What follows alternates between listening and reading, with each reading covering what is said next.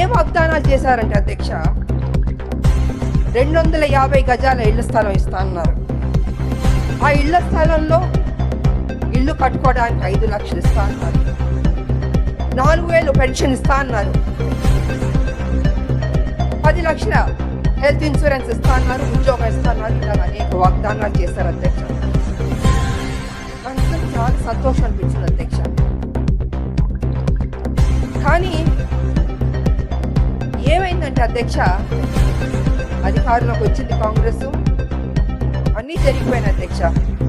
చూస్తూ చూస్తూ 2 సంవత్సరాలు అయిపోయింది అధ్యక్ష. ఇంతవరకు మా ఉద్యమకారులకి మా ప్రభుత్వం ఇవ్వలేదు అధ్యక్ష. అది కొంచెం నాకు బాధగా అనిపించింది అధ్యక్ష. ఎన్నో స్కీములు మనం అనౌన్స్ చేస్తున్నాం, పెడుతున్నాం. మా ఉద్యమకారులకు ఫస్ట్ ప్రయారిటీ ఇచ్చి చేస్తుంటే, ఏదైతే మనం కదా చెప్పాం, ఉద్యమకారులకి ఇల్లు ఇస్తా అన్నాం, పెన్షన్ ఇస్తా అన్నాం, ఆరోగ్యం గురించి హెల్త్ ఇన్సూరెన్స్ ఇస్తా అన్నాం, ఉద్యోగం ఇస్తాను, ఇలా అన్నీ మనమే కొంచెం చెప్పాం కదా అధ్యక్ష. అవన్నీ చేస్తుంటే